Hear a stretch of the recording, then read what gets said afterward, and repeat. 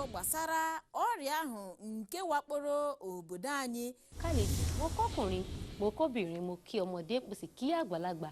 Mu ci gaba da yi ma rundunar sojin ƙasar nan addu'a. Ẹ kú lẹ́yìn tèmi ẹ káàbọ̀ sórí ètò wa ètò yín ètò obìnrin tó dángájá. Waye fi cancanta a ɗauka a matsayin ɗan aikin cikin gida. Jama'a masu kallon tashar NTA Hausa barkamu da warhaka. Kí ni ayẹyẹ ọdún iléyá tá máa ń ṣe lọ́dọọdún yìí rọ̀ mọ́? NTA, you can't beat the rich.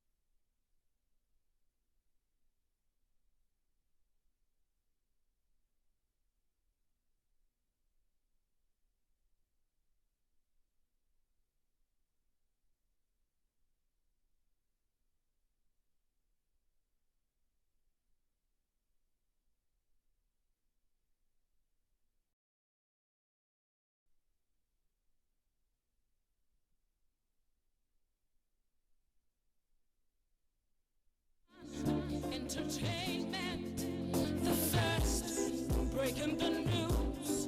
We are Africa's largest network.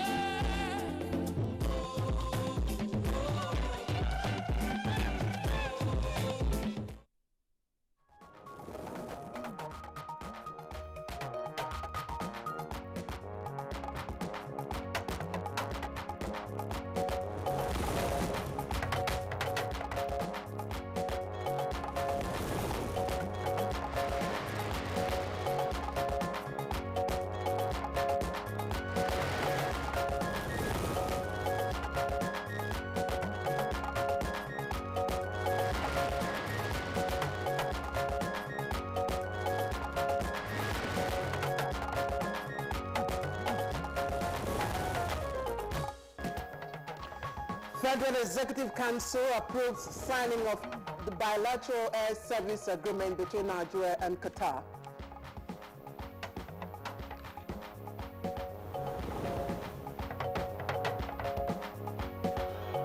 Senate considers request by President Buhari for environment of funds for special recurrent and capital intervention.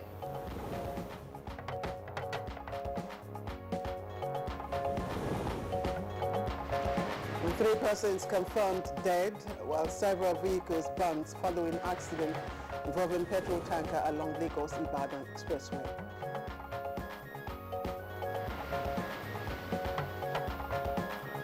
And today on Good Morning Nigeria, we focus on the rising incidence of malnutrition in the country.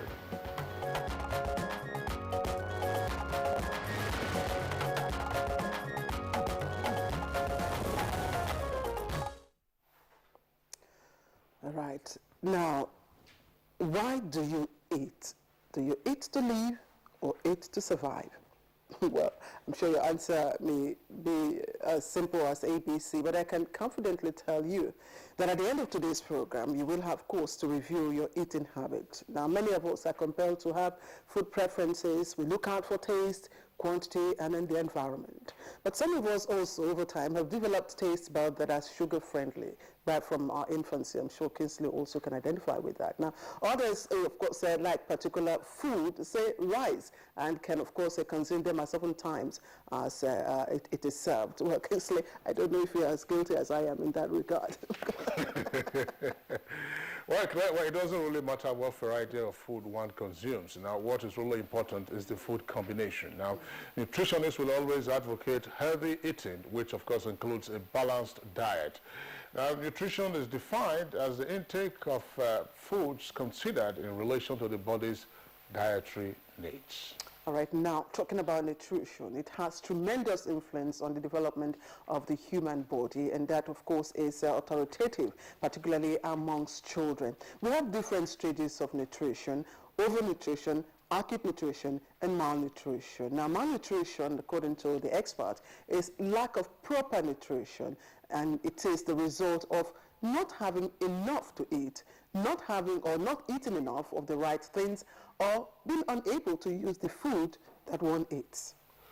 Well, malnutrition is the focus of our conversation on today's edition of Good Morning Nigeria, and it's prompted by the alarming statistics that are being churned out by both national and international humanitarian agencies in the country. Now, according to some of the data we have, the condition is most endemic in the northern states of the Federation, but particularly Borno and Kaduna states. Now, Nigeria is said to house over 1.6 million malnourished children, and at the risk, of course, of losing 300,000 of these children. Now, because malnutrition is a condition that occurs when people consistently do not consume or absorb the right amounts and types of food and essential nutrients. Now, the main indicator of childhood malnutrition is stunted growth. That is, of course, when children, are present with abnormal growth features that are not consistent with their age. A UNICEF report recently showed that there are over 11 million stunted children in the country, and that Nigeria, of course, is facing a crisis of malnutrition and ranks second only behind India among all countries with the highest number of stunted children worldwide.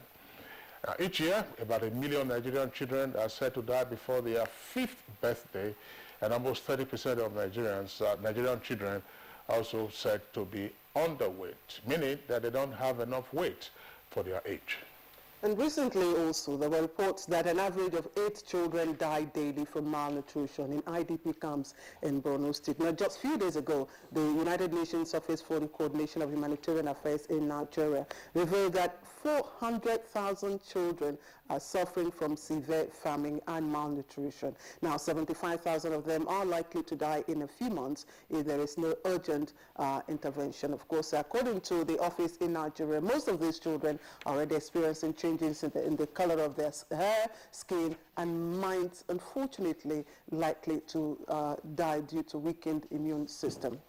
All right, Claire, that's the focus of our program this morning. That's the conversation segment, namely rising incidence of malnutrition in the country. It isn't just, as we have indicated, we have the worst hit states in the northeastern part of the country, Borno in particular, which has been impacted by Boko Haram atrocities, but Kaduna is also been fingered, and elsewhere in the country. So that's our focus once again, and our pleasure. It's ours to welcome you to the program. My name is Kingsley Osadolo.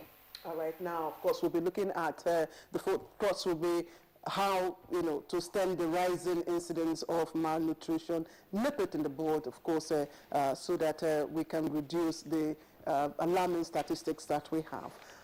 I'm Claire Delabu Abdurazak. I'd like to welcome you. Also coming up on today's edition as usual, we'll be looking at the other segments of the program: newspaper review, business, foreign, arts and entertainment, and of course, sports. Joseph Johnson is with us in the newsroom, and he'll be leading us on the news. Joseph, I'm wondering, what do you choose to eat? Do you deliberately choose what to eat, or you just eat?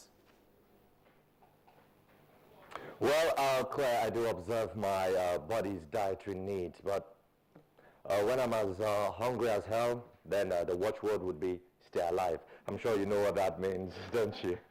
All right, good morning. Thanks for joining us on the news desk. I'm Joseph Johnson.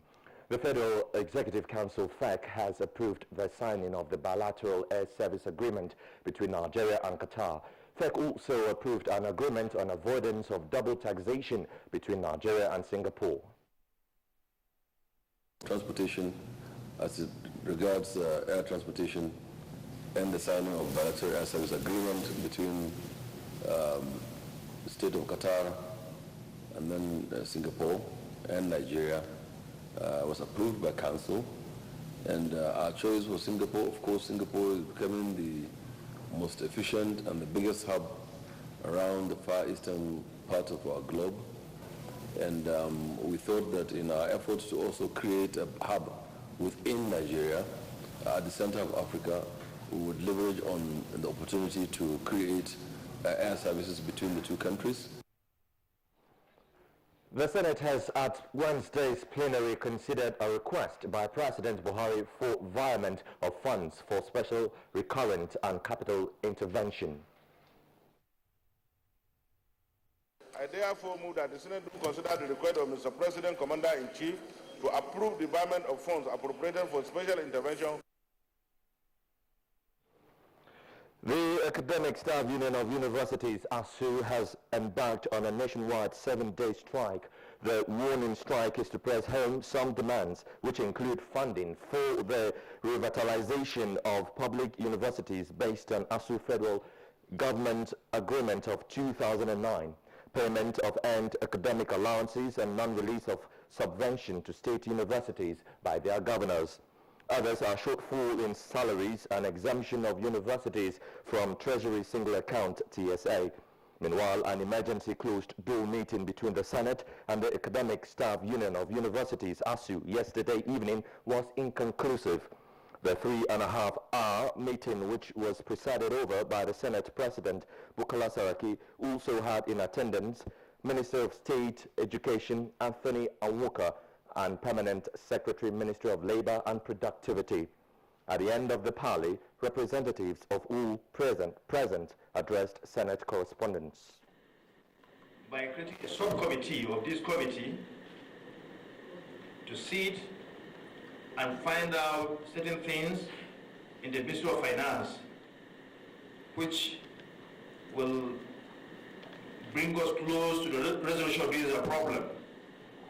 We will start sitting by tomorrow with all these people in attendance, including the Minister of Finance, who has not been able to attend this meeting, but we are sure she will be here tomorrow, or our representative will be here.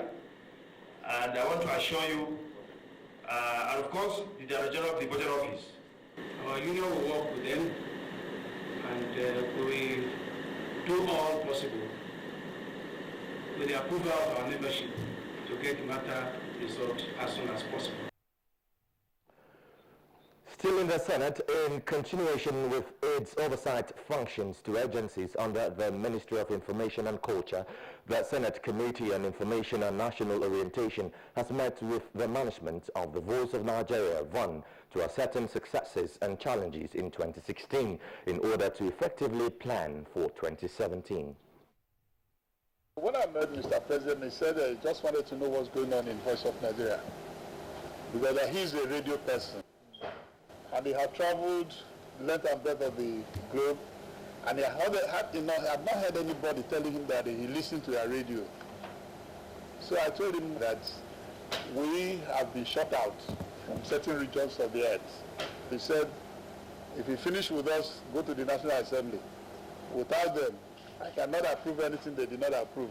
You need to liaise with the budget office of the Federation, because that is why you will do your groundwork. Meanwhile, the House of Representatives is to investigate the alleged directive by the Director of Budget in the Federal Ministry of Finance to heads of government agencies to remit capital funds already released to them. This follows a motion moved by Representative Frederick Agbebi from Bayelsa State. Cognizant that the funds already released to FEMA were part of the funds already appropriated for FEMA in the Appropriation Act of 2016 passed by Parliament, which is already a law, and that any amendment to this law can only be carried out by the National Assembly. So talking legislative matters, a coalition of civil society organizations with the identity Occupy Nigeria Unlimited barricaded the entrance of the National Assembly to protest what it alleges as anti-democratic practices of the legislators. Let us know what is happening. You cannot tell us that you have 120 billion naira as budget, and we don't know what you are spending the money for. Why won't the National Assembly key into the TSA? Why would they not initiate the process of amendment of the joint state and local government account? We want them to pass this money laundering bill, then the anti-corruption bill. The budget of the National Assembly is just like any other budget anywhere. I don't know how they want it to be opened. The budget of the National Assembly is 115 billion naira a year. It is not divided between the 360 members and 109 senators, as some people believe. We have legislative aides, we have a very large bureaucracy. In other news, more than 4 billion naira has been remitted into the Federation account by the Revenue Mobilization Allocation and Fiscal Commission this year. Acting Chairman of the Commission, Shatima Abagana, announced this at the induction of consultants for the second phase of verification and reconciliation of revenue collectors and remittances. I urge you to carry out your assignment without any fear, for the banks already know that it is highly unprofessional for them to deny any government-appointed auditors access to investigate government revenues. Mr. President means well when he says we are concentrating on the non-oil sector. The major challenges we normally face is the banks not willing to open up their books. But I think in the last exercise, that has been thoroughly handled. Now, 3 persons have been confirmed dead and several vehicles burnt by fire following an accident involving tanker with petrol. The tanker collided with a truck, causing explosion along Lagos-Ibadan Expressway. Eyewitnesses say the incident occurred at about 3 o'clock Wednesday morning. The Corps Marshal of the Federal Road Safety Corps, Boboye Oyeyemi, has warned motorists to be extra cautious on the highways and obey all traffic rules and regulations at all times. He was reacting to the multiple crashes that occurred on the Lagos-Ibadan Expressway on the bridge before Kara Market, involving 6 vehicles and the loss of lives in the early hours of Wednesday. In a statement on the unfortunate incident, which has also caused an inferno and a 16-hour heavy gridlock, he says, has nothing to do with the ongoing construction work on the stretch of the Lagos-Ibadan Expressway, but rather as a result of negligence of the drivers. The Corps Marshal implores motorists to plan their journeys and exercise adequate caution while on the road. The declining status of education has raised concerns from the Bauchi Teachers College Old Boys Association, with an advice that teacher training colleges be restored to their strategic platform for national development. This was convened during their discussions with the Director General of the NTA, Yakubu Ibn Muhammad. When you send a professional teacher in a classroom, there is commitment. There is no nation that is going to develop if education is not given the right value. Teacher education should be encouraged so that we produce qualified graduates in all fields. No matter how much money you plow into the educational sector, if you don't have a very solid foundation, you are not going to succeed. And we, the NTA, will continually partner with all individuals, institutions to make this dream come true. And that's the news for now. Stay with us here at the NTAS. Good morning, Nigeria. We'll continue with Kingsley and Claire. I'm Joseph Johnson. Stay with us after the break.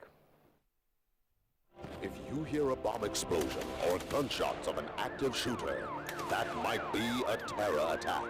At such times, always remember 3 action words. Run, hide, report. Don't try to run towards the terror scene to save the situation, because there might be a second bomb blast or another attack. Run far away and take cover. Make sure you are safe first. Yes, it is in our nature to sympathize over the hurt, but remember, only trained personnel can help in such situations.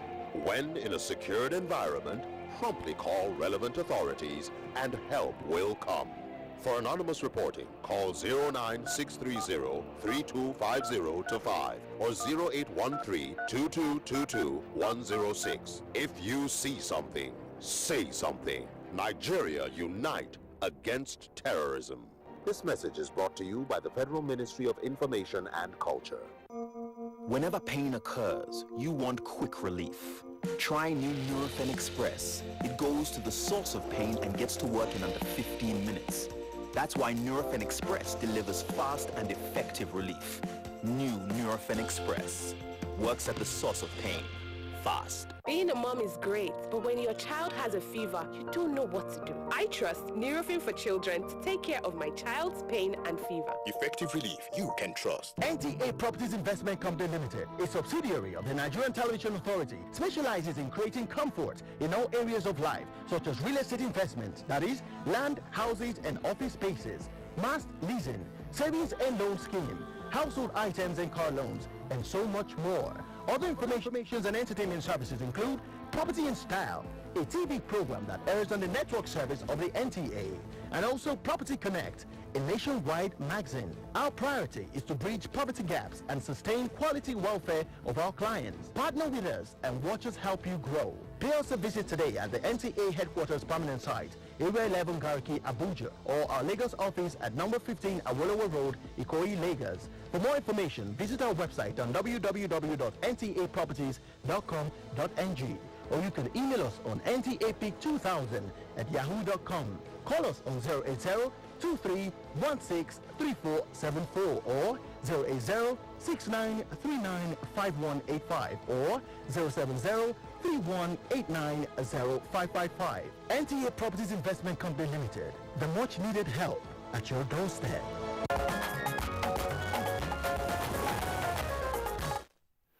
All right, you're welcome back. But if you just tuned in, it's Good Morning Nigeria. We are reaching you on the network service of the Nigerian Television Authority. Now, the economic recession has taken a toll on the automobile industry in Nigeria. Plus, the federal government approves release of 30 billion naira intervention fund for the Ministry of Mines and Solid Minerals Development.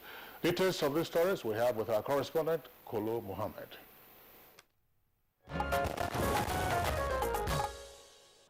The current economic crisis facing the country has led to a decline of 37.5% in demand for new and used automobiles, from 400,000 annually to about 250,000. National Automotive Design and Development Council confirmed the development in Abuja. The council said harsh operating environment affecting every sector of the economy was also taking its toll on the automobile sector, with companies operating there struggling to survive, saying that before the economic crisis, the country was recording an annual sale volume of 450,000 cars, adding that this had dropped to about 250,000 owing to the drop in the people's purchasing power. The council discovered that for every 1% increase in gross domestic product growth rate, there is an increase of 2% in the demand for automobiles. And so, with the recent decline in the gross domestic product growth rate, the vehicle replacement rate for most people had declined. In the meantime, the Central Bank of Nigeria has dismissed speculations about the financial status of Heritage Bank, saying the bank is not distressed. In a statement issued, Acting Director Corporate Communications at CBN said the attention of the Central Bank of Nigeria has been drawn to false and malicious stories on the social media insinuating that Heritage Bank is under financial distress and therefore unable to discharge its obligations to its depositors. The CBN stated that Heritage Bank is not in distress, and as such, its depositors should go about their transactions without fear. And for the avoidance of doubt, the CBN further stated that no Nigerian bank is in distress. The CBN, as the industry's regulator, has a duty to depositors in particular and the economy in general to ensure the soundness of all financial institutions. The Minister of Mines and Solid Minerals Development, Dr. Kayode Fayemi, said that the federal government had approved the release of 30 billion naira intervention fund for solid minerals development. He said government will ensure there was improved revenue generation and collection through identification and plugging of leakages. He said the ministry will target 5% contribution to the GDP by the year 2020 as against the current 0.34%, saying that the current works on the standard gauge rail line from Warri to Ajaokuta Steel Company Limited and Nigeria Iron Ore Mining Company Limited, Itagbe, were key to Nigeria's industrialization. According to him, the resolution of litigation and conclusion of final stages of mediation meant that Ajaokuta steel plant will soon be freed of encumbrances and government will give it to a competent investor. Many thanks for watching. I am Kolo Muhammad.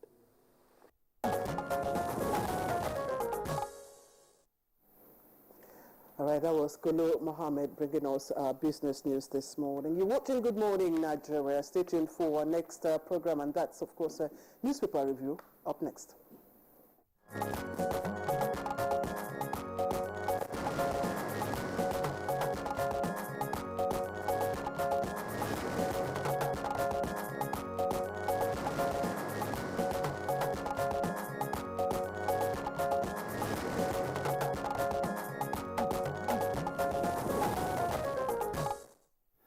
All right, Bayo Atoyebe is here with us as always for the review segment of our program. Bayo, thank you and good morning. Good morning, good morning, Claire. Good morning, Nigeria. All right, let's begin our review with the front pages of the Daily Trust and New Telegraph. The lead story for Daily Trust is as follows. ASU strike grounds activities at varsities. ASU strike grounds activities at varsities. That's for Daily Trust. And for New Telegraph, it also says ASU shuts varsities. With two riders, academic activities paralyzed over strike, federal government and Senate and lecturers meeting deadlocked. Those are the lead stories for the two papers, but of course there are other headlines. We'll return again to the New Telegraph. New Telegraph has the photograph of the scene of the ghastly accident on the Lagos-Ibadan Expressway yesterday. 4 died, 7 vehicles burnt on Lagos-Ibadan Expressway explosion. Details of the story can be found on page 8. And then below that, you also have the story of the defection of Ojuzo Kalu. Kalu joins APC, pledges to deliver Southeast. He's an asset to our party, says Oyegun. Details of that story can be found on page 4. Now, above the lead story and below the nameplate, we have a couple of headlines we would like to take from there. U.S. surgeons separate Nigerian conjoined twins. That's on page 8. And Assembly approves 300 million naira life pension for Oshomole. Assembly approves 300 million naira life pension for Oshomole. Details of the story on page 42. Arms deal, ex-Sultan's death stores Dasuke's trial. That's on page 5. Okay, Kingsley, let's take the Punch. And the Punch is punching up with this story. More trouble for Supreme Court Justice Sylvester Muta and has a rider as judge faces fresh 505 million naira laundering charges. And the picture story scenes from the Lagos-Ibadan Expressway accident involving a petrol tanker, and that you see the 15-hour gridlock according to the Punch and other scenes from that incident. The stories are on pages 4 and 5. And trending stories at the bottom there. Senate fails to stop ASU strike and summons Adeosun. And it's on page 9. Now, ex-Governor Ojikalu defects to APC. It's on page 9. And court dismisses suit seeking to stop Saraki's CCT trial. Again, that's on page 12. And just trending stories atop the nameplates there. PDP crisis, Sharif McAfee renew hostilities. And Dogara, Tinubu and GNI condole with Dasuke's family, while cattle rustlers kill 6, steal 700 cows in Niger. And Senate considers Buhari's, of course, 180 billion naira government request. It's also there on page 25. And ex-minister Rashid Badamosi dies at 72.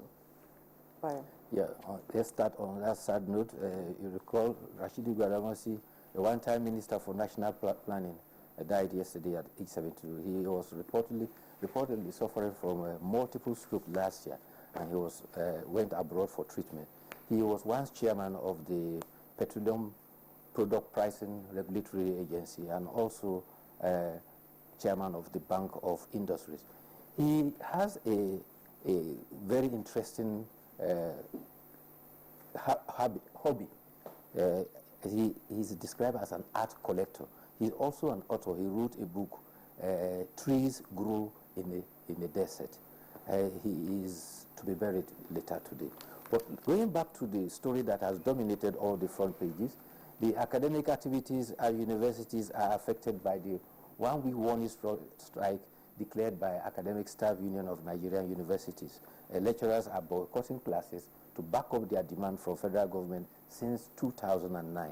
The Telegraph reports specifically that the initiative made by the Senate had reached a deadlock. However, this day reported that the Senate Committee Chairman for Tertiary Institutions and TEDFON, Jibril Barau, and ASU leaders said deliberations were fruitful. A window for a solution has been found.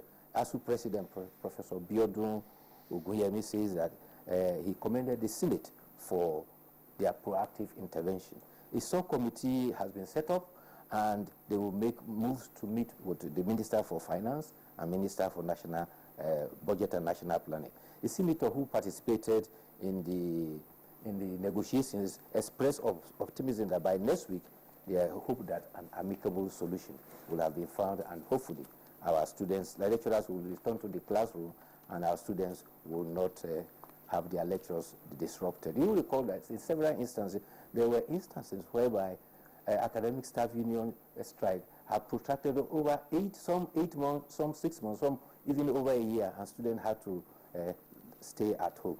I hope we have seen the end of that. Meanwhile, at the courts, like reported, the PDP is disputing dispute about who their governorship candidate will be is now to be determined by a judgment by the Court of Appeal. The 3 justices panel, led by Justice Ibrahim Solawa, has reserved judgment, and parties concerned will be invited when judgment will be delivered. Already, there is a cross appeal on this same matter at the Supreme Court. Also at the court is a suit filed by a lawyer, Ulukoya Oguweji, to stop the federal government from prosecuting 7 judges that were arrested by DSS, has also been thrown out for want of diligent prosecution. The third case that also came was a case filed by one Timipa Oponipere. He was praying the court to suspend the plan to try Dr. Bukola Saraki at the Code of Conduct Tribunal. It was also stricken out for want of diligent prosecution, particularly that based on Order 19 Rule 15 of the Civil Procedure Rule, the fellow who filed the case did not have a locus to file the case. So those are the 3 cases at the courts.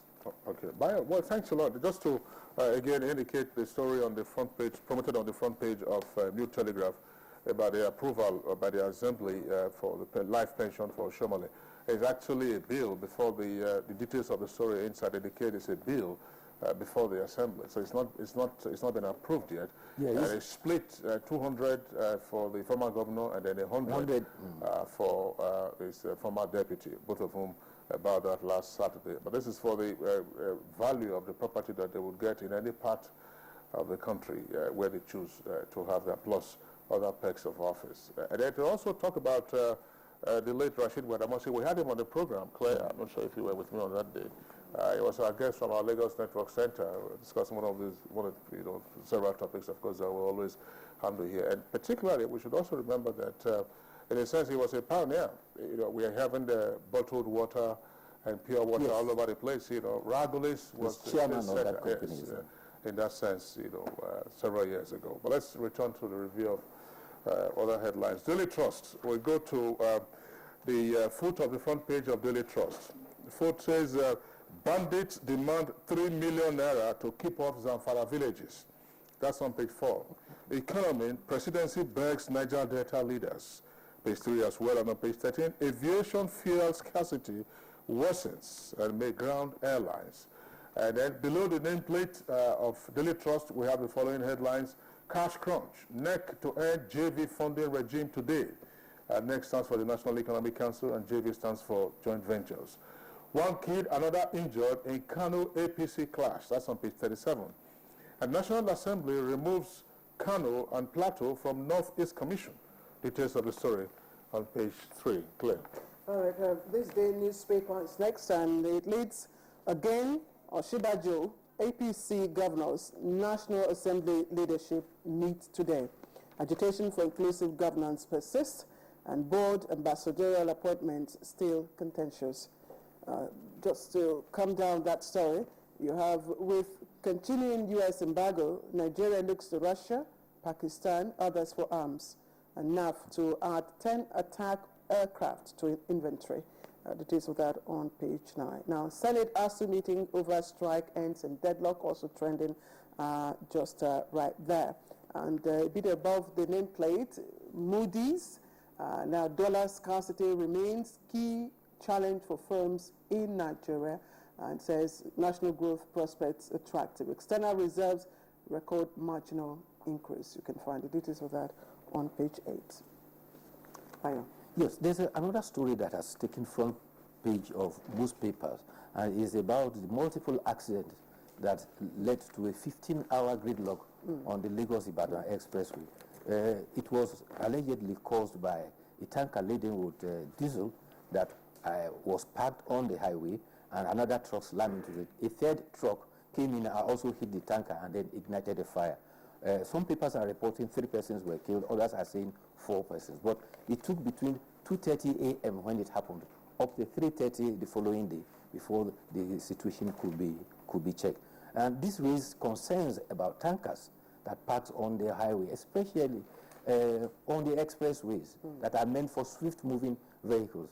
Sometimes the parking is in fact criminal, because double parking is not allowed on the highway, and they park on both sides of the highway. And I wonder what the Federal Road Safety Commission can do about this. It is found on the Lagos-Ibadan Expressway. If you are going between Abuja and Kaduna, just in the outskirts at Makera, you find it there.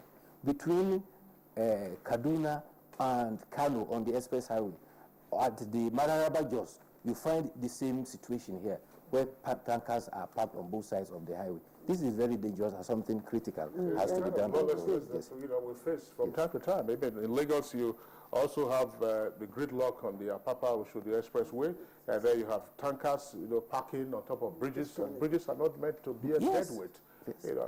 When they are confronted, sometimes they end up to go on strike or seek to blackmail the government. Or block the highway with their tanker and absolutely. And in this particular case, and this is what is always recurring, Claire, nobody bears liability for this. If people have died, people have suffered damages, and there are owners of those tankers, and the cost can be ascertained, as the saying goes, you sue the hell out of them. And that will serve it. Also needs to, look at the issue of reckless driving, particularly on that expressway. Yes. For some time now, that expressway has become notorious for very fatal accidents. Yes. So FRSC will also need to, step into that area. The other star story is at the lapse of the Lagos State Police Command. A 7-year-old boy is said to have been lynched, in fact burned to death, for allegedly stealing Gary. This report was said to have been on the social media. The spokesperson for the Lagos State Police Command, Dolako Badmus, said that they are following up because some of the reports indicate that it happened at Orili, others say it was at Badagry. They are not too sure about the veracity, but the Commissioner of Police in Lagos State has directed a DPO in the areas mentioned in the social media report to investigate and bring the culprits to book. Talking about the social media, in fact, Sky News report indicated that there were about 778 million followers of Facebook in the United States. And in the last election between Donald Trump and Hillary, 28% of the information on social media about Trump were false. Well, that's part of what you get. The social media sometimes can be a jungle out there, so you have to get the proper filtration process for the quality of news that you get. By the story about the 7-year-old boy who was reportedly lynched, there was another account again from the social media that actually he isn't 7 years old, that is actually a teenager, so age between somewhere 13 and 19. Now, very quickly, and lastly for us, we'll take the lead story from the Nation newspaper. Lead story says, why war against Boko Haram remains tough. 2 riders to that. NAF, that's Nigerian Air Force, faces shortage of fighter jets. And Buratai, that's the Chief of Army Staff, 60% of insurgents are foreigners. Details of the story can be found on pages 2 and 3 of the Nation newspaper. So, well, I think that relates to what was discovered. Some insurgents surrendered at the brink of Lake Chad, and they were found, majority of them were foreigners, and that was what the chief of staff was. But this might interest you. A football match between two teams in Turkey, one beat the other team 20-0. Rather than being commended, the club owner said that his team showed disrespect to their opponents. Therefore, he's going to deny them their bonus. That is their punishment for beating their opponents 20-0. However, our Falconers, like the Phoenix, rose from the 6-0 win to beat Canada 3-1. I think from the first match, you were suffering from jet lag. Traveling between here and Papua New Guinea was not... That's right. So what would have happened if Nigeria had lost 20-0 against Japan? You know what? Towards the end of that match, our guests were playing not to score, but at least to make sure that they didn't spell Nigeria, because the 7th goal would have meant they spelled Nigeria. Thank you very much. And of course, I almost wished you a happy weekend, but it's not Friday yet. We'll see you tomorrow. We still have 3 days to go. Thanks. All right, you're watching Good Morning Nigeria live from NTA in Abuja. Our topic for today, we're looking at malnutrition, rising incidence of malnutrition in Nigeria, and that will be coming up just next. Nigerians. Suicide bombers are not spirits. They are not ghosts. They are human beings like you and me. They live amongst us. They are your neighbors. They are your friends today, but terrorists tomorrow. So you must know your neighbor now. Security begins with you and me. Know your neighbor. Be vigilant. Be security conscious. Report suspicious persons, objects, and movements to the police and other security agencies. The security of our nation is a duty for you and me. If you see something, say something. Nigeria unite against terrorism. This message is brought to you by the Federal Ministry of Information and Culture. Hello, dear. You've got the first signs of a sore throat. Yes, and I'm afraid it could be signs of a sore throat. Don't you worry. Just act immediately, but not with non-medicated throat sweets. Take an expert product. Take Strepsils. Look at what it does to sore throat germs compared to a throat sweet. Strepsils not only stops the germs from multiplying, it even kills them. Thank you. Bye-bye, sore throat. Stop a sore throat early. Take Strepsils.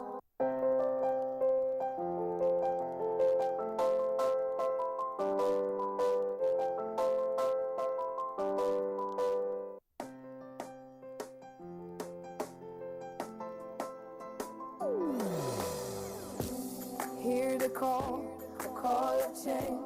Stand up, Nigeria. Change is here and it's going to stay. Change begins with you. Oh yeah, make we go.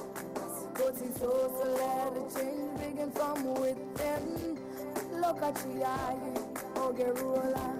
Change begins with you and me. Change begins with me. Change begins with me. Change begins with me.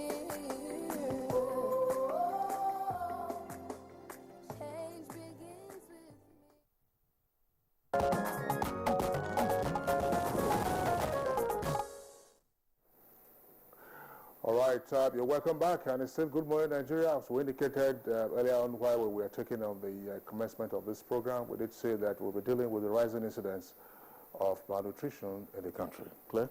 Yes, of course. We will take this background report by Omotola Omojola just to set the tone for our discussion as usual.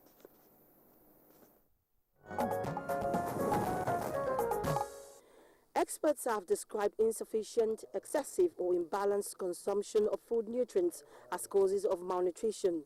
According to the World Health Organization, it is the gravest single threat to global public health. Nigeria is not left out in this global unhealthy state, and the northern region of the country, according to research, is worst hit, with the world's third highest level of chronic undernutrition among children. The effects are far-reaching, leading to high rate of infant mortality. Malnutrition, though common among children, also affects adults, especially in war situations.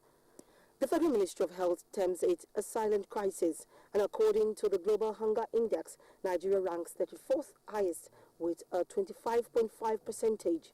Though considered serious, yet an improvement from a 2008 index which put the nation at 33.6% then.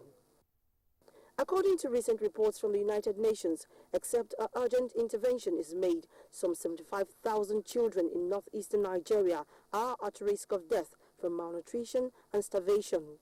Fears that malnutrition might be a national issue was expressed by the UNICEF earlier with a 2013 report that shows that some 22% of children in Southwest present with stunted growth. Recently, the Chief Nutrition Section of UNICEF said 240,000 children are severely malnourished in the Northeast with their skin over the bones. The figure shows that 28 children are dying per day, 8 children dying every hour if nothing is being done. Going by survey by the Federal Ministry of Health, Nigeria's malnutrition demography indicates that 41% are stunted, 14% suffer wasting, and another 23% are underweight.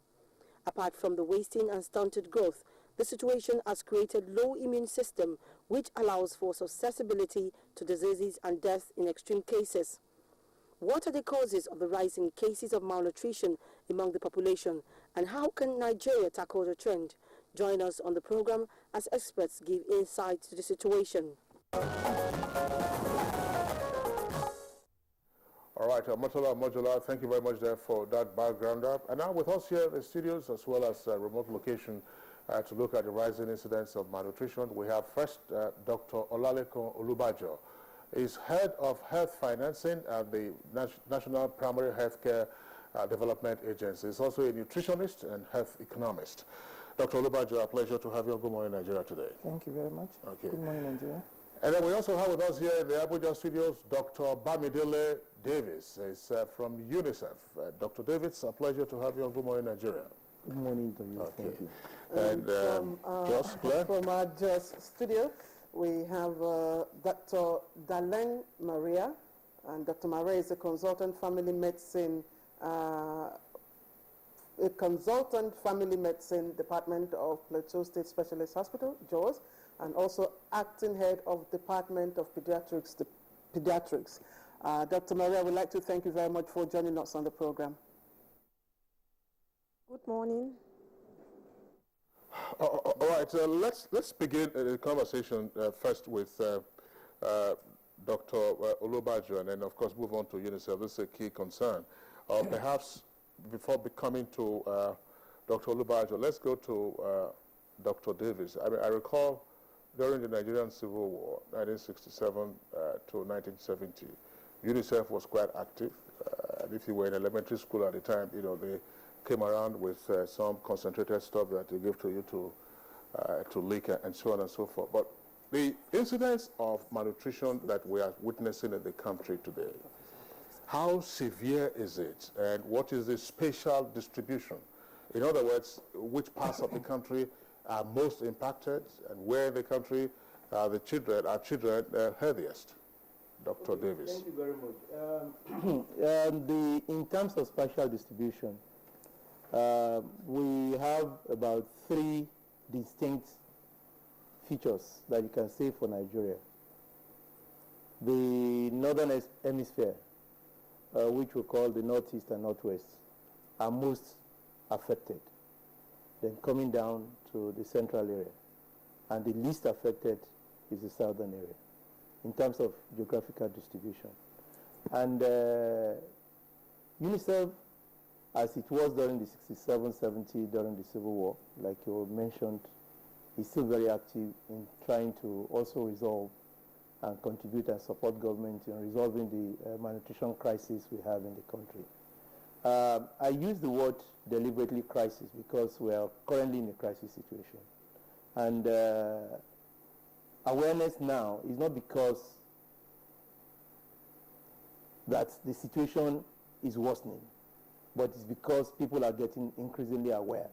There's a lot of media attention around the crisis in the country now.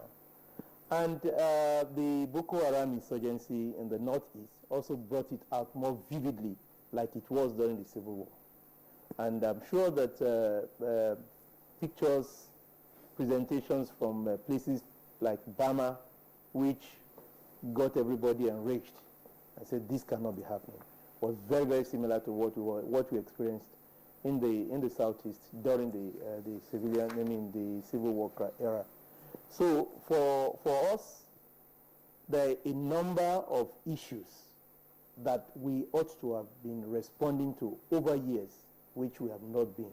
And so we are just witnessing the effect of the neglect of the yesteryears. And that is what we are seeing. And now because the attention is now being focused on that, and then people are increasingly aware. And that's why people are saying that malnutrition is now increasing. But it is because the awareness is now coming and people are getting more conscious of the effect of malnutrition. Okay, thank you very much. Let me again direct my question to Dr. Olubajo.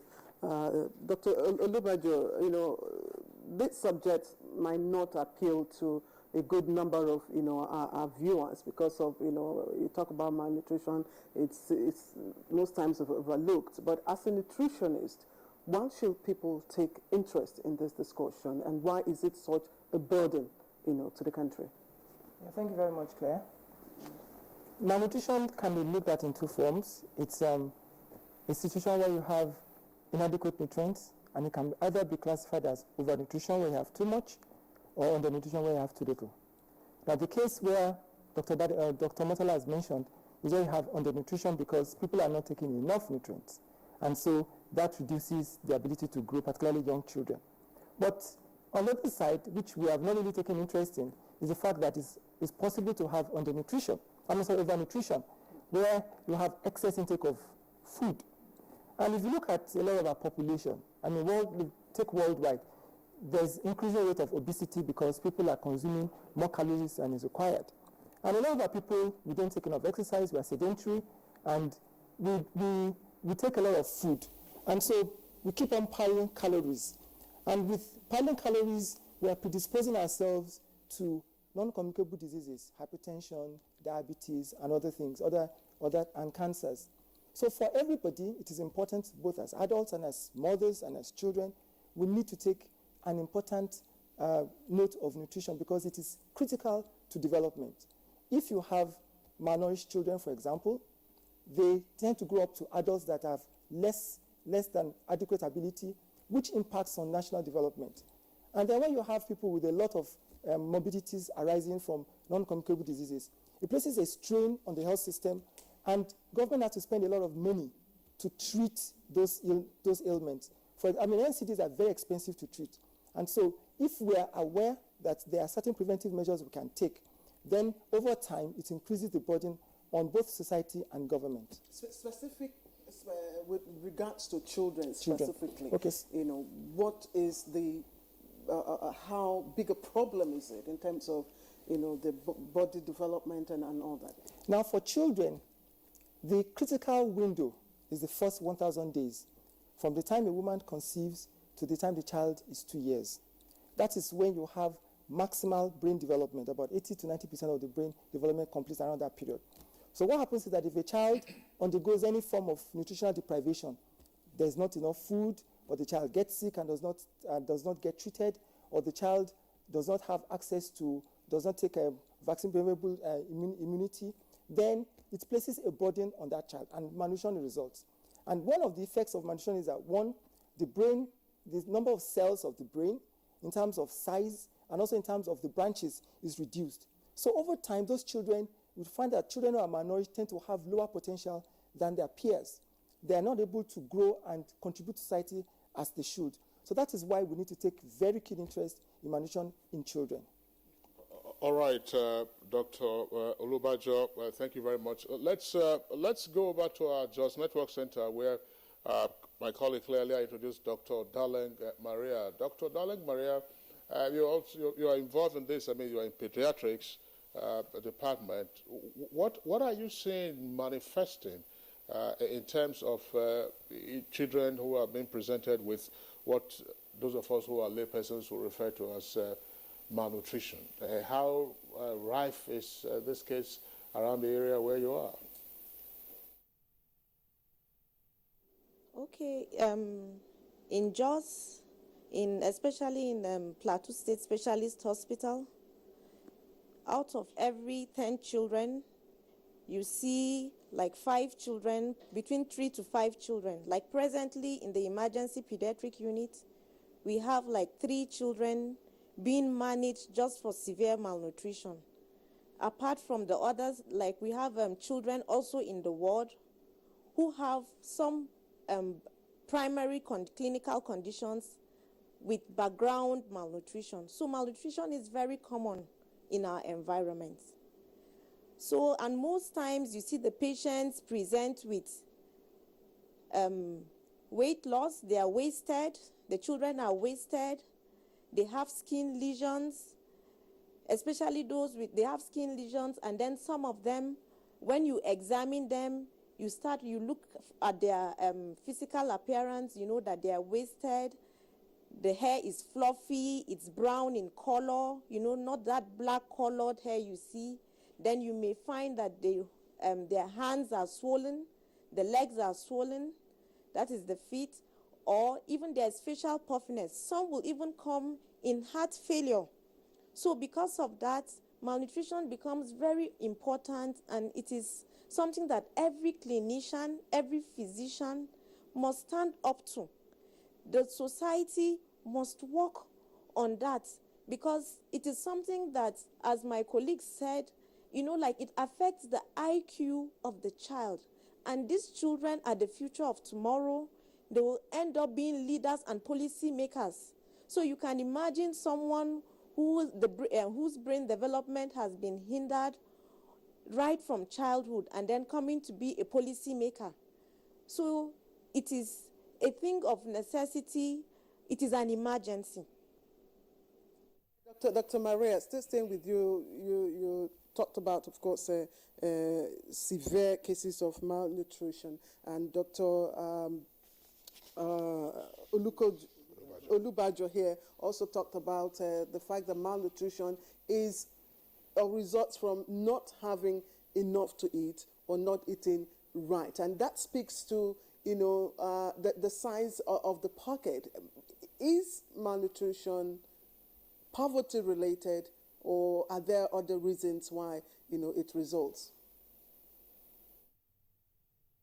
Well, as he rightly said, you know, the finance comes into play, but you know, as a physician, what we do is we try to, because if we look at it based on the formula fit, that we have to buy things, you know, like it becomes very expensive.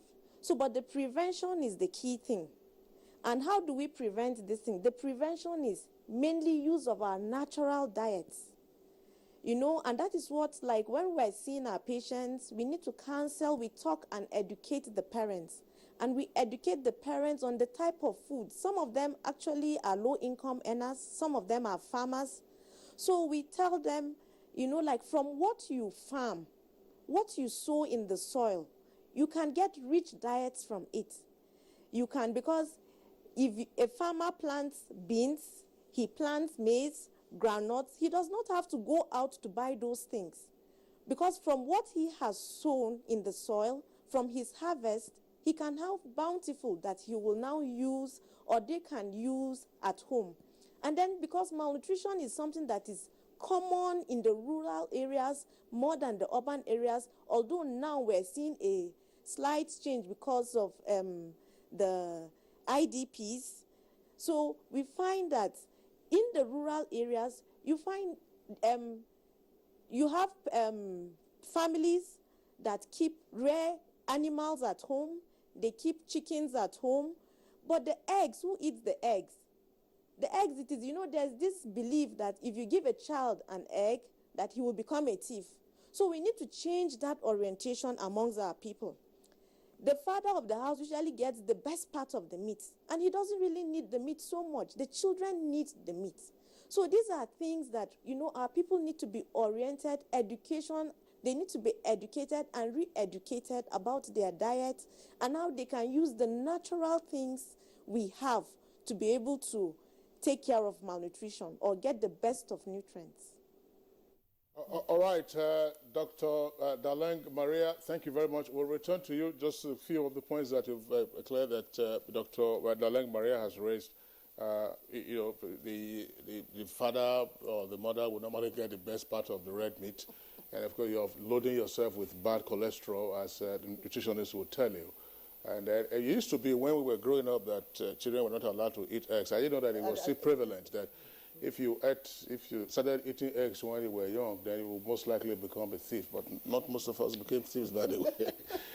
All right, so go to our Sokoto Network Center. It's our pleasure at this time to welcome once again the Sokoto State Commissioner for Health. We had him last week when we were discussing malaria, Dr. Balara Beshuni.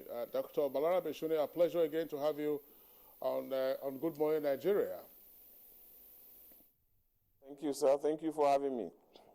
All right, and let me fire this question. The UNICEF representative who is here with us in the studios, that's Dr. Bamidele Davis, painted a picture of the spatial spread of malnutrition cases in the country, and it would appear that the northern states, northwest and northeast, are most heavily impacted by cases of malnutrition. You are from the northwest. Why are we having these cases of malnutrition? Is it that there is poor production of food, or they just poor dietary habits? Well, it's a multiple of factors. One of them is definitely there is a sharp rise in the population, and definitely the dietary needs of people have gone up. And secondly, there has been this persistent lack of awareness and health education concerning how important nutrition is. Because the foods that we're all talking about, from the proteins, the multivitamins, the carbohydrates, we have them almost in every home. It's not just really about absolute poverty, but it's about artificial scarcity of these foods that we have commonly in every village. As one of the speakers said, from just most families you find we have chicken, we have eggs, we have beans, we have millet, and then we also have groundnut and kuli-kuli, and these are all nutritious foods. So with adequate enlightenment, which we are doing now, and really putting the full weight of policy making towards linking nutrition with national development, I think we will definitely get out of it, because we have to realize that the malnutrition that we are seeing and the effect it has on our children is all about taking our country backwards. Nutrition is clearly linked to mental development, brain development in the first 1,000 days, and that is also has a lot to do with the IQ and intelligence and cognitive functions of Nigerian children. So unless we are really able to link nutrition with national development, we won't really be able to give the attention it needs. And one of the most important things that we all have to know, that we need to really get our children really healthy and very intelligent, is breastfeeding. In those first 1,000 days of critical development of the brain and the whole body system, what you need is adequate breastfeeding. And breastfeeding is universal and it's free. The fastest and easiest way to get an intelligent child is to adequately breastfeed that child. Breastfeeding, campaigns and advocacy for it has really gone down since the days of the baby-friendly hospitals. I think we really have to go back to it. And thankfully, in the national nutrition policy, there's a lot that has to do with breastfeeding. What we do here in Sokoto is really, take up that hype of enlightenment to young mothers, and to mothers and villagers, that the easiest way to have a very intelligent child, you need to adequately breastfeed that child. Early initiation of breastfeeding, exclusive breastfeeding and continuous breastfeeding is free, is universal. So, and the benefits of breastfeeding are many. Apart from the intelligence factor on the child, it also helps prevent pneumonia, it helps to prevent diarrheal disease, and for the woman, the non-nutritional benefits are reduction in breast cancer. These are confirmed by research, as well as ovarian cancer. So by nutrition problems cost Nigeria billions and billions of dollars in estimates of 300 to 500 billion naira annually in terms of imported of milk formula and treatment of diseases.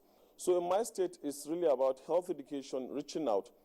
Do you want your son to be as intelligent as our governor? Yes, then adequately breastfeed him, give him adequate diet. Do you want your child to be as successful as the African business tycoon Dangote? Then adequately breastfeed them. We tell them in Hausa, kana son yaron ke ya zama hafizin Qur'ani an kaman gwamna Aminu Waziri Tambol ina so to ki bashi isasshen nono. Kina so yaron ke ya zama babban hamshakin dan kasuwa kamar Dangote, ki bashi isasshen nono. It's as simple as that. So that is what we feel is most important, and it really saved Nigeria a lot. It doesn't take rocket science to produce rocket scientists in Nigeria. The mass failures we have probably in our secondary schools in WAEC and many other, and even one of the panaceas to get out of recession is focus on nutrition. In my state here, you know, His Excellency, the governor has given it a very multifaceted and multilateral approach involving like 7 ministries, from, of course, the Ministry of Health, where we are doing a lot on nutrition, with UNICEF. I really want to thank UNICEF in that collaboration, putting almost 1 billion naira in various areas of improving nutrition, from preventive to measures to the treatment. On the side of education, the governor has declared state of emergency in education, where nutrition through school feeding program is a very important component of it, realizing how important nutrition is to school retention, school absorption, retention, and of course, increased school enrollment, and of course, the intelligence of our children. On the part of women affairs, women empowerment is very important, getting the right food in our homes, advising the husbands, and giving the children the required meals they need. Of course, Ministry of Agriculture is heavily funded this year to support farming more food, and encourage our farmers in many areas to produce the food that we need. Environment is fighting desertification and expanding more areas of farmland and also erosion. So, all right, Dr. Shuni, thank you very much. We'll return to you in the course of this conversation. You've touched on a number of points, public enlightenment, and so on and so forth, what needs to be done. But is there an assessment of the impact of the enlightenment programs being mounted by whatever tier of government or whatever agencies operating in those areas? All right, just before we take that the question, Kingsley, I'd like to ask Dr. Davids here, because we've talked about children under 5 children, you know, to be most susceptible to becoming malnourished, and that speaks to the type of food or food combination, you know, that the pregnant woman consumes and all that. At what stage can it be intercepted? Well, I think let me first start with some of the general comments that have been made by my colleagues.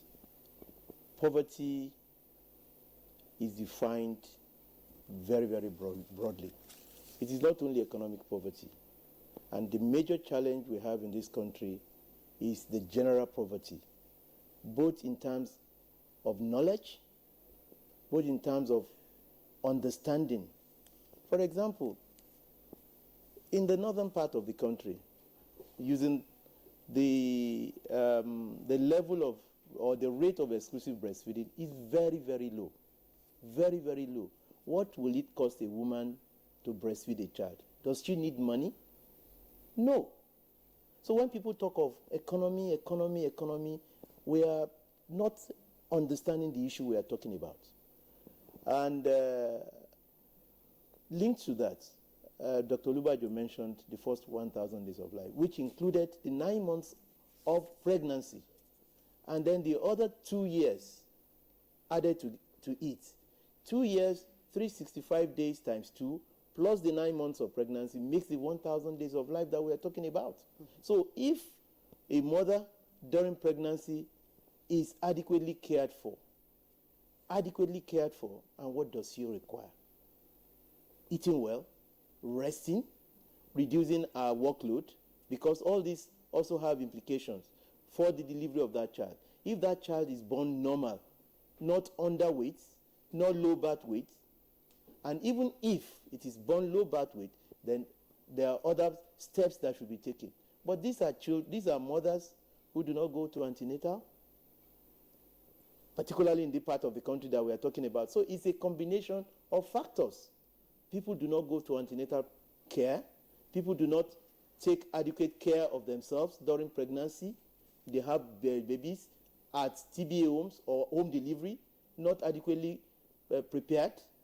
And then with all the other traditional harmful practices, when a child is born, you give him herbal water, the first milk, which is called the colostrum, is discarded because of the color. Is not milk as far as human beings are concerned or adults are concerned, has to be white.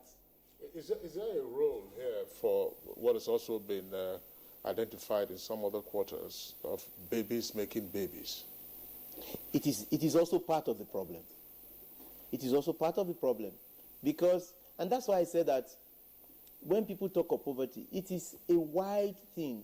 By the time a 13-year-old is in the family way or expecting a child, that's a baby. He's not yet an adult. He should not be in the family way. He should not be made to be carrying a pregnancy because she herself is growing and then added carrying another growing fetus, and under what circumstance?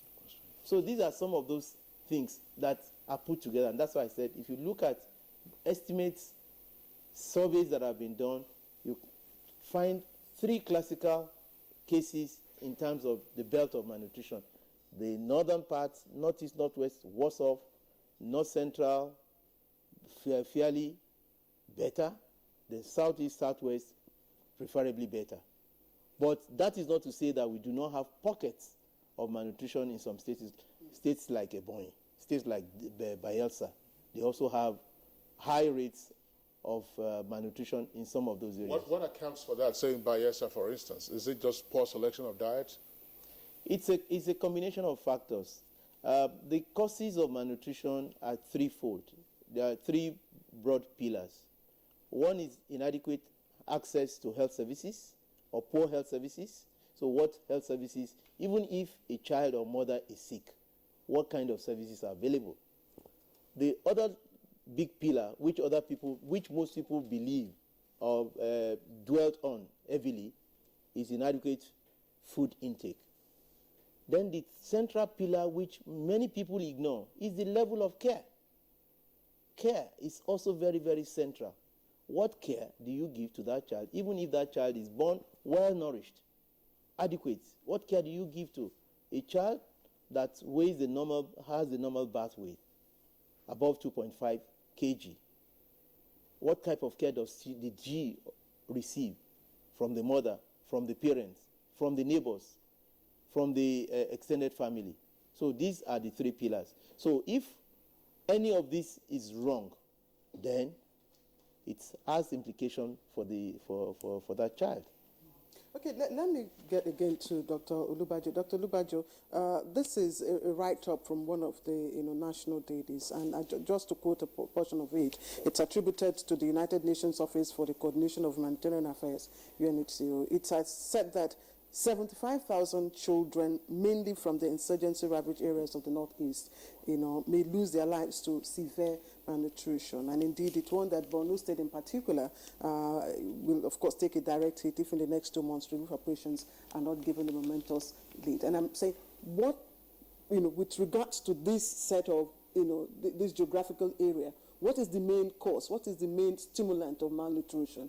And how do we begin to, tackle it urgently? Yeah, thank you, Claire. I just want to continue from where Dr. Murtala mentioned in terms of the 3 broad pillars. You have inadequate food intake, you have inadequate access to health services, and then you have inadequate caring practices. So here you are in a farming situation where you have had insurgency. So first thing is that people are not able to farm. They're not able to farm, they're not able to harvest. And because they're not able to harvest, the availability of food goes down. So that's the first thing. There's not enough food. Secondly, because of the security situation, health services are disrupted. So even if a woman wants to utilize a health facility because of this insecurity, she cannot go there. All right? So that's the second thing. Then thirdly, in a case where you are more concerned about preserving life, it becomes very difficult to provide the optimal caring practices for children. So all these things, these factors interplay within that sector to create the situation which we have there. And so the first thing you have is that there are a lot of displaced people from their homes, so they do not have access to regular cooking materials, they don't have access to the type of food they normally take, and they have to stay in camps. And in those areas, things are less than optimal. So you will definitely have a case of malnutrition. In fact, the first thing is that once there's an emergency of that nature, the first thing you need to screen out for is malnutrition. It always happens because all those factors have been disrupted. I'm wondering, Claire, just before we're going on a short break presently, but I'm wondering, Dr. Olubajo, was the nutrition map of the country rosier before the advent of Boko Haram? Because the tendency now would appear to blame this on the insurgency in the northeast, and insurgency didn't become a factor until 2009, even though the terrorists had been in their various cells since 2002. So was the nutritional picture rosier before 2009? No, I think we need to make a distinction here, right? If you look at the trend in terms of data which is available from 1990 to 2015, okay? Between 1990 and 1999, using stunting, which is low height for age, right? It's dropped from about 50% to about 39%. That's over a 9-year period. But between 1999 to 2015, it only dropped to about 31%. So just had about 9%. So within 15 years, you only had just marginal drop. So generally, we have not fared too well in terms of controlling nutrition. But decision in the Northeast has exacerbated the situation such that you now have a pronouncement in terms of more, it brings it more to the fore. But if you look critically at the map, the nutrition map, and in terms of the prevalence situation, it's not been as rosy as you mentioned. Dr. Davis, you were itching to add to that. In 2009, because we've been following the trend, particularly in 8 northern states, from 2009, periodically, regularly, twice in a year, assessing the nutrition situation in those. In 2009, the state of Borno was not as bad as what it is now. And like Dr. Olubajo also mentioned, those key conditions have made it worse. The insurgency had made it worse. Services have been destroyed. Water supply is not available, even though it was not at the best of time. At the best of time, it was not very good. But with the insurgency, services, livelihood, markets, people cannot go to farm. Mothers, women, fathers are displaced.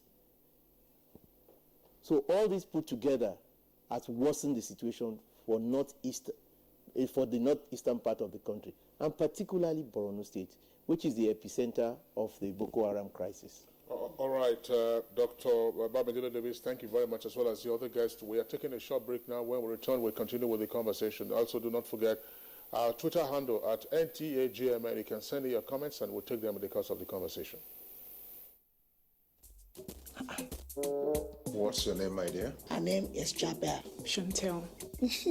I love taking my selfies. I have 2 selfies stick. I'll give you one, and I'll make use of one. Are you serious? So why don't you hop into my car and go to my hotel room and... I wasn't thinking straight. It was thinking 6 years. Selfie Stick. This week's episode of Professor John Bull, starring Kanayo Okanayo, Mercy Johnson, Queen Wokoye, Yomi Fash Lanso, and special guest appearance by Yvonne Nelson. If you say me in a bushman, you na forest man. Me? You na desert man. I don't do anything. You are a jungle man.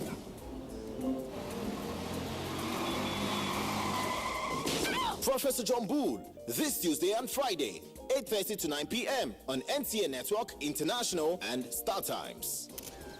I don't think I'm looking fine here. No, you're fine. Don't worry. See my eyes here. No, hey, but you're not that fine. No, eh? Over and out. Welcome to the new speed of life. Would you like some water? It's cold, especially for you. Which era are you living in? We have a fridge. When everything else in your house is from the present, then why are your toilet cleaning methods from the past? Harpic, all-in-one for you. Compared to other toilet cleaners, Harpic removes top stains, kills all germs, and removes bad odors for a shining, clean, and fresh toilet. Wow. You should also take the Harpic all-in-one challenge.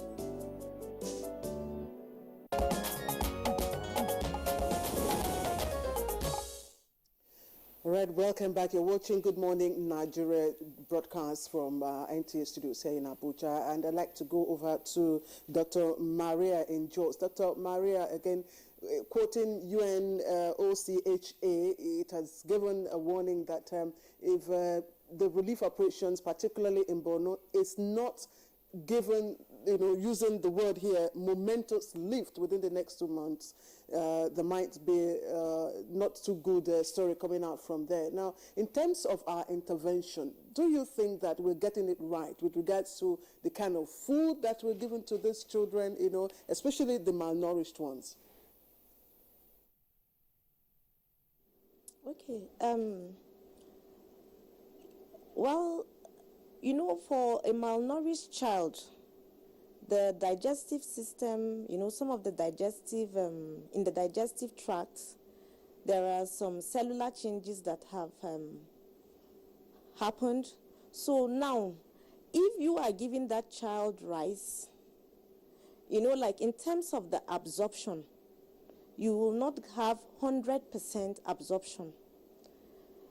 Except if we have there's this ready-to-use therapy food for malnourished children, especially children who are severely malnourished. It is just a combination of peanut butter, dried skim milk, some micronutrients that have been added into that peanut butter. And the peanut butter is just the groundnuts, making that groundnut paste. So that within a short period can, make a malnourished child become more nutritious.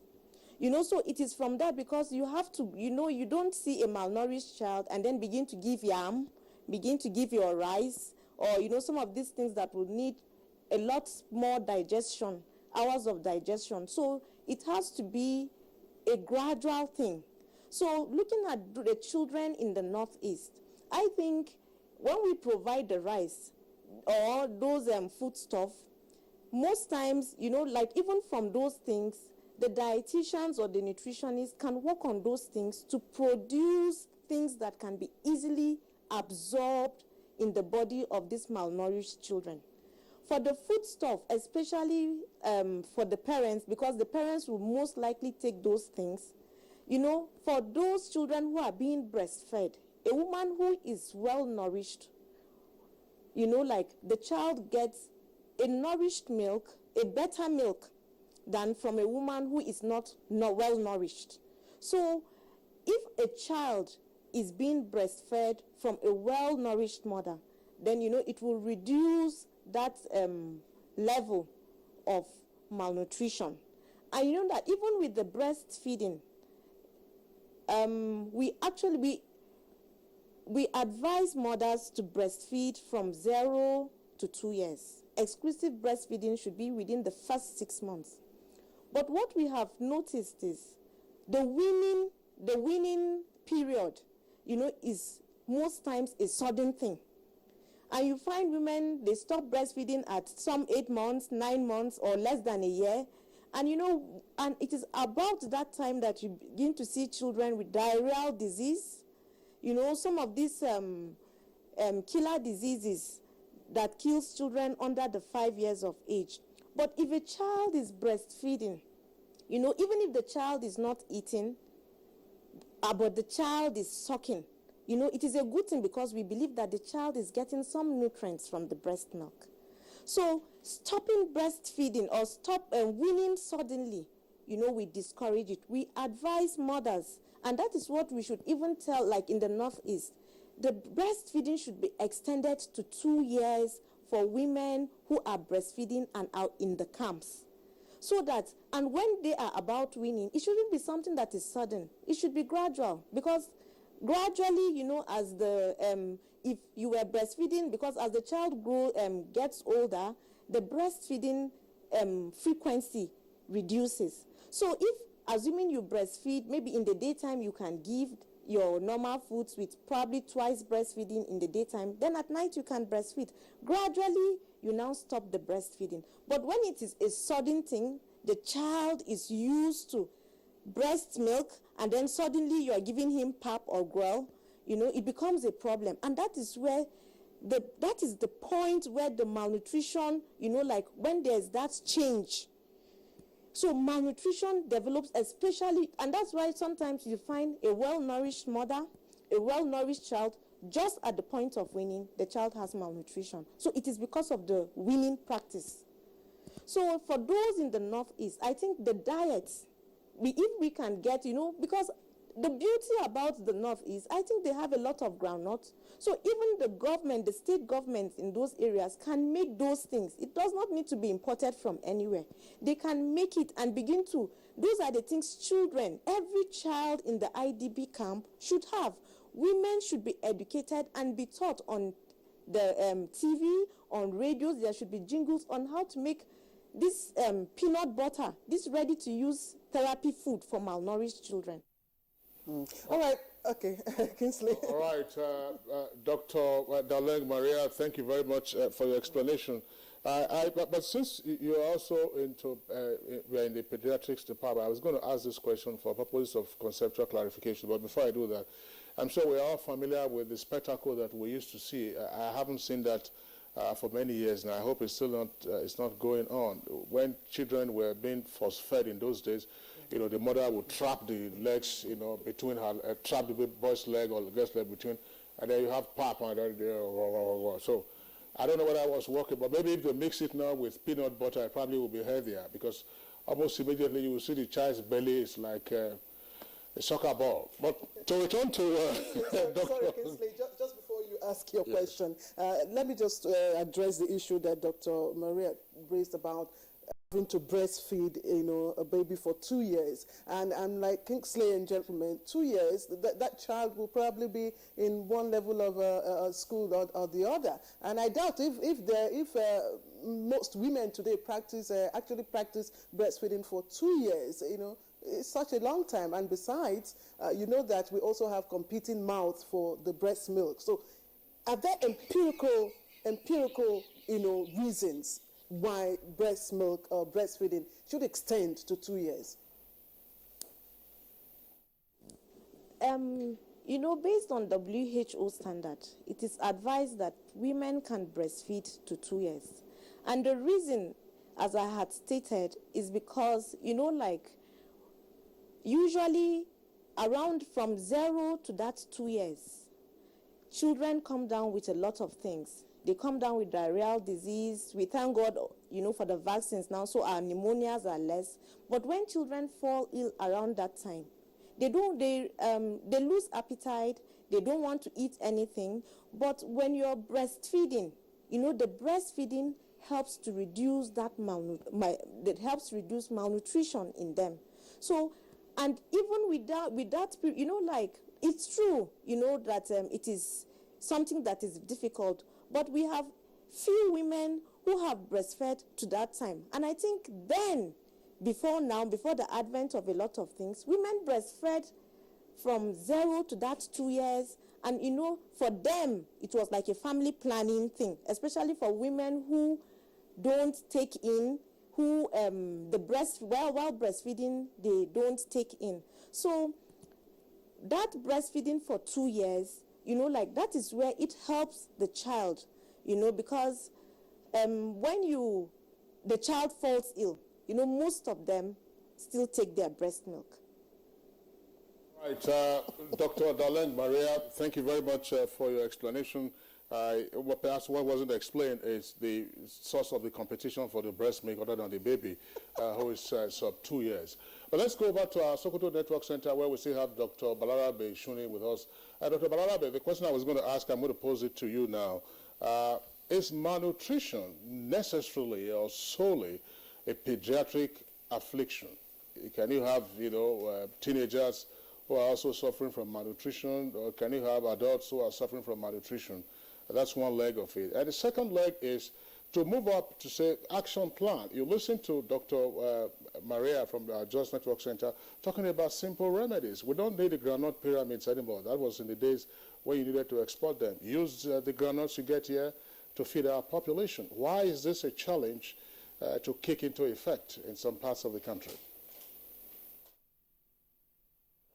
Thank you very much. Malnutrition definitely is not a pediatric problem. Malnutrition affects all age groups, from birth to the late old age, because the concept of nutrition or malnutrition is is a health issue that comes of one that is either intake of food or inappropriate food. But the food itself is very much important in the biochemistry of the human body, from enzyme production to digestion to growth to everything. So elderly people too can suffer malnutrition and its consequences, but it's much worse off in pediatric age group, because those are the foundation years.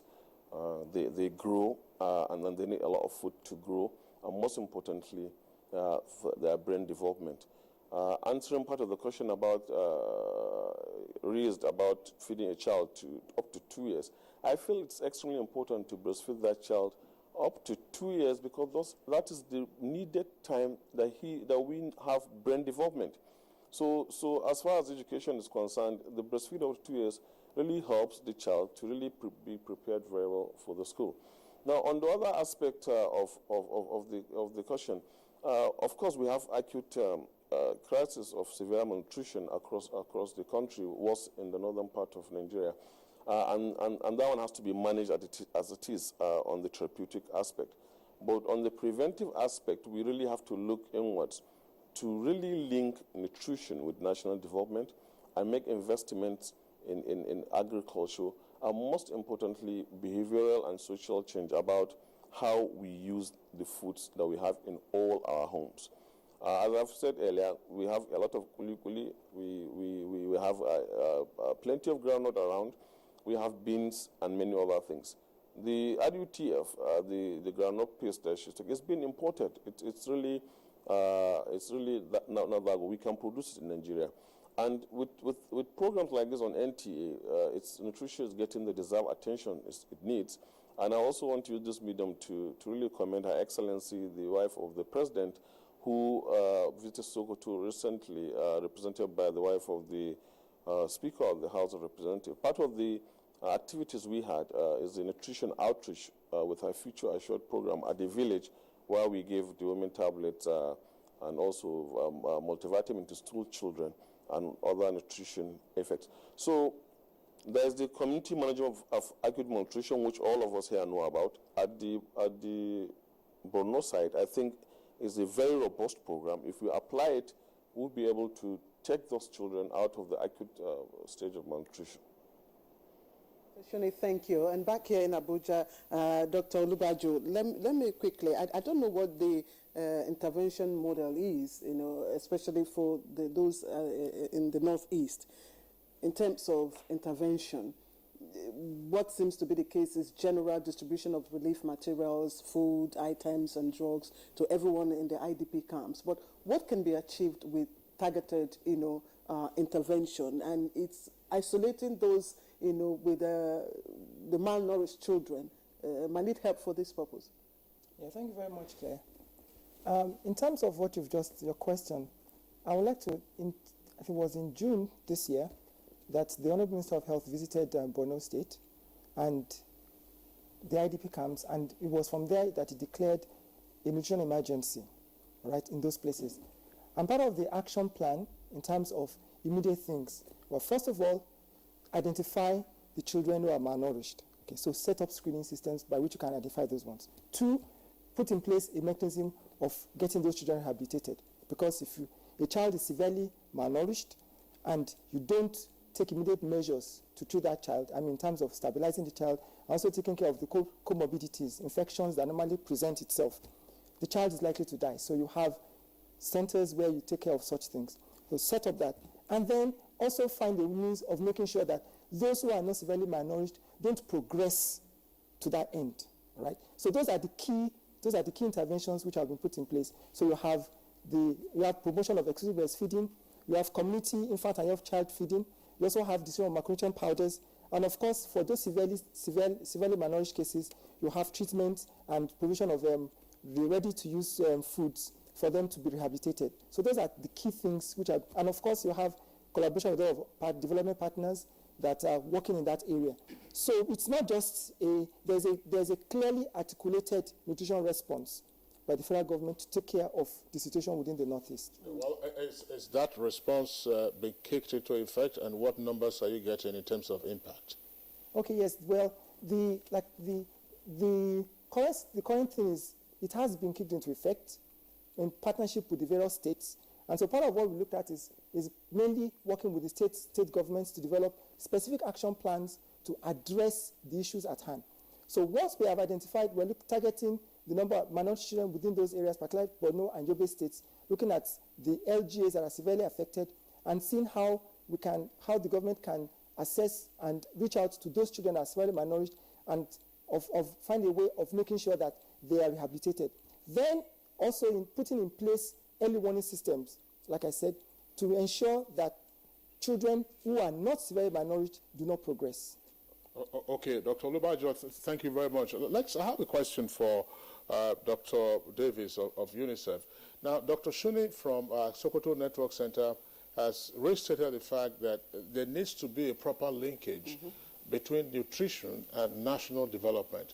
Now, from the perspective of UNICEF in terms of its global experience, how do you establish that proper linkage, and what lessons are there from countries that have succeeded in this regard? Thank you very much. I think development is about the level of investments, and that will drive your development. And I'm sure, and that's one of the reasons why the federal government has put the desk for coordination of food and nutrition activities in the Ministry of Budget and National Planning. It used to be in the National Planning Commission, and as you all know, that the Planning Commission is the body or agency of government for articulation of our development plans. And so that is one step that the government has taken, and this had been in place over the years. But let me also use this opportunity to also mention that people seem to be aware of the importance of nutrition. But let's ask ourselves, what is the level of investment do we have in nutrition at all levels? And I stand to be corrected. At all levels. The LGA level, the state level, and at the federal level. And the outputs or outcomes are related to the amount of investment we put into this.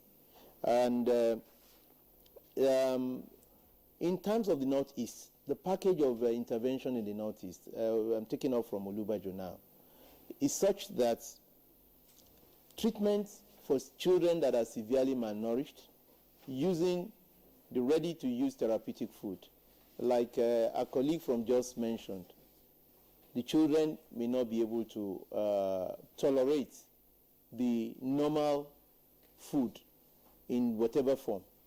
So they need to be put on a special medicated, ready-to-use therapy, which can benefit them. And that ready-to-use therapeutic food is not only about the food, but it's such that it does not have concomitant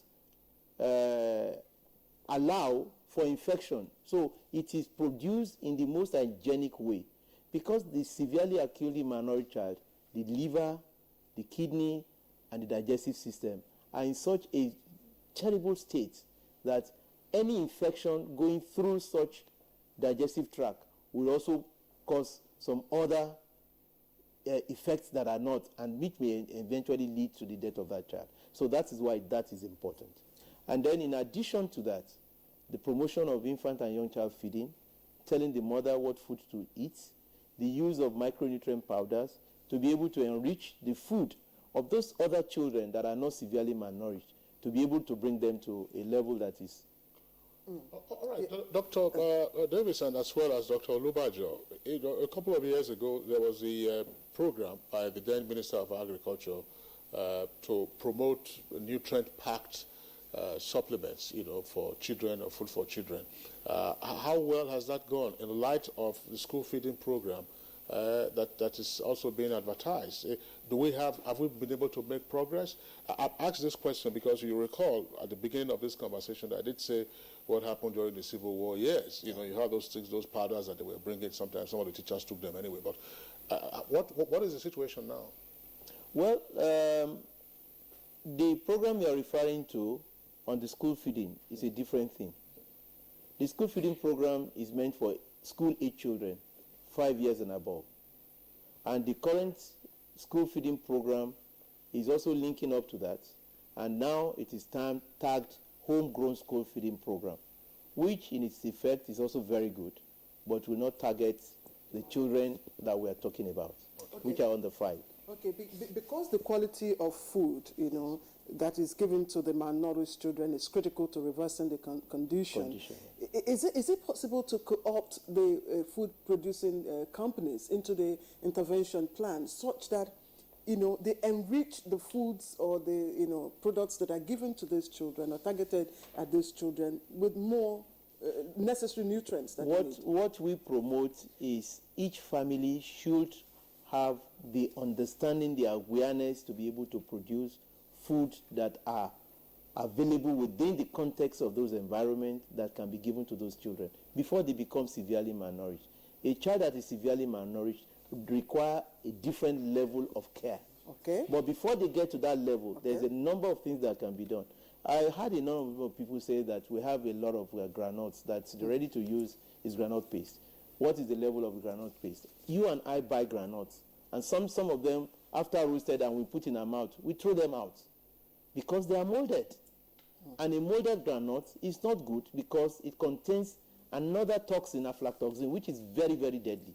So you cannot feed such to a child that is very, very sick. Otherwise, you hasten the death of that child. So there are so many other things that people need to also know. Yes, we have a lot of granules. What type of granules do we have? Again, very briefly, from the base of UNICEF, because you operate around the Federation, what level of cooperation do you receive from local governments and state governments in terms of your outreach programs to deal with malnutrition nationwide? I can say it's now encouraging because a number of state governments have invested into nutrition of their own people.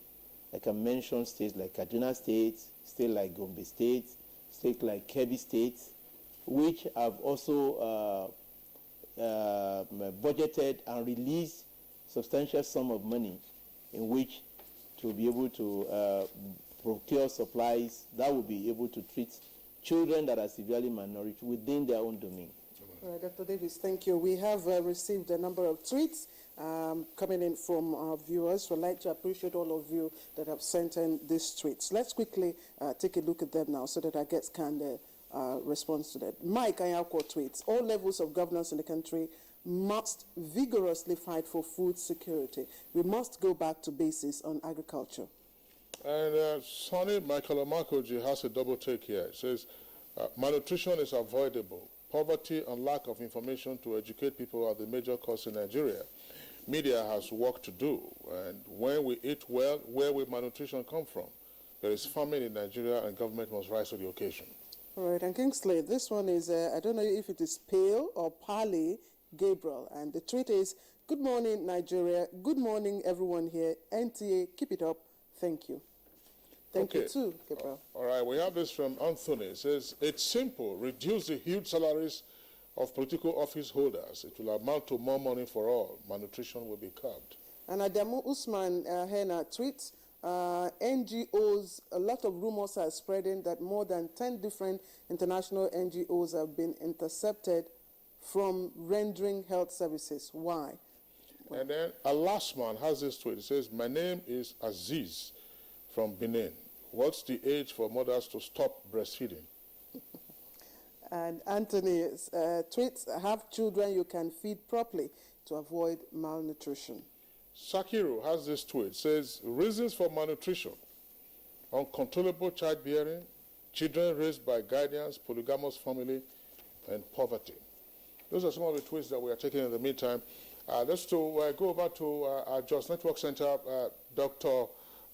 Maria. Dr. Maria, again, you listen to the comments by the other guests on this program. In terms of awareness, what is required to be done other than having cases being presented at the hospitals?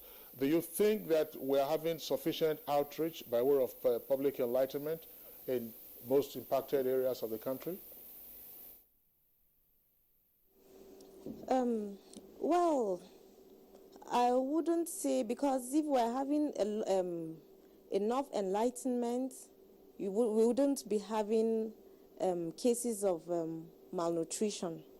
Because why I say so, looking at the patients we admit in the hospital with severe malnutrition, when you begin to educate the parents about the type of foods, the diet the child should have, you know, with the rapt attention, it shows like they never had any information about that.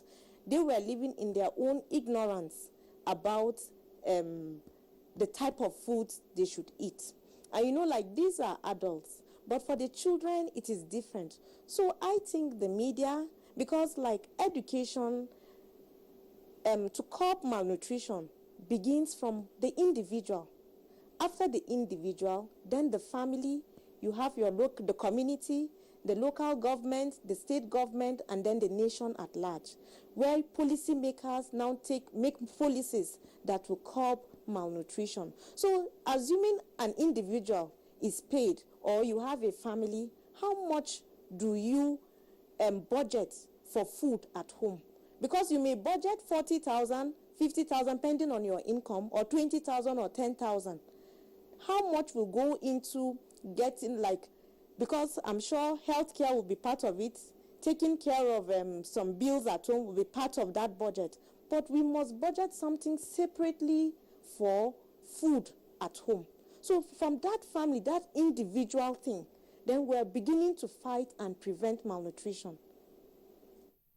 Dr. Darling Maria, a consultant family medicine department, Plateau State Specialist Hospital, and also acting head Department of Pediatrics. We'd like to thank you very much and immensely too for your contribution. Thank you. And moving on to Sokoto Center, Dr. Shuni, briefly, do you think right now, according to Dr. Dubajo here, the state of emergency is declared, you know, just for the region, Borno and one or two other states where, for the Northeast. My question then will be, how do you think that the relief operations or the interventions can be, you know, sped up to avoid the kind of drastic warning that UNOCHA has declared? What must be done is to engage all key stakeholders, the ministries involved, the agencies, the development partners, and of course civil society organizations, and of course the media, to really use the well-articulated management of cases of acute severe malnutrition and chronic malnutrition, which anybody in health cycles and nutrition cycles knows about.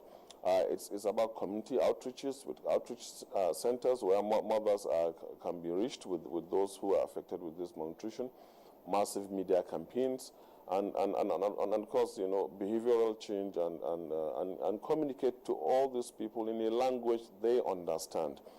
We also need to really invest heavily on promoting nutrition and therefore preventing children from getting into severe malnutrition. The foods are available. You don't need very high budgets to really feed a child adequately. We really also have to trumpet adequate breastfeeding. Very, very important. It will really prevent a lot of children from getting severely malnourished.